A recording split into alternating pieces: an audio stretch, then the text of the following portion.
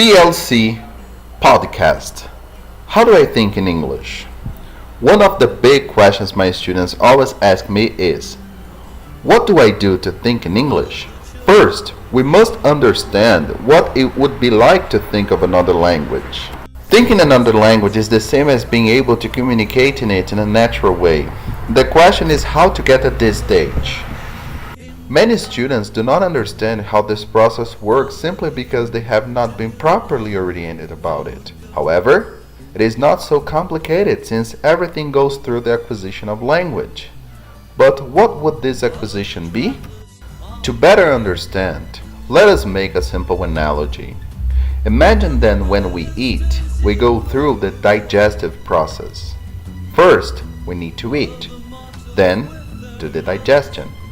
Now imagine language as this digestive process. We first receive the language so that we are able to communicate in it. However, for an inadequate acquisition to be possible, we must be aware that learning is broad, encompassing many areas of life. It means, therefore, that every act of communication is intentional. That is, we learn at all times. Every speech has an intentionality, and we must be inserted in a meaningful way in this process so that we are able to develop properly.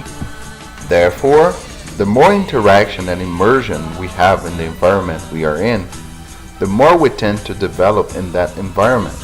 In addition, it is important not to leave formal education aside. In this way, when we have good instruction in an academic environment where quality is valued, allied to communicational environments in which learning occurs in a meaningful way, the more we are likely to learn the process of acquiring the new language effectively. In fact, in order for us to think of another language, we must first pass through the process of language acquisition. The more this acquisition happens in a significant way in real communication environments, where this should be seen in a wide way, occurring in several interactive contexts. Thus, we will be able, in a natural way, to think another language and, therefore, to communicate in it effectively.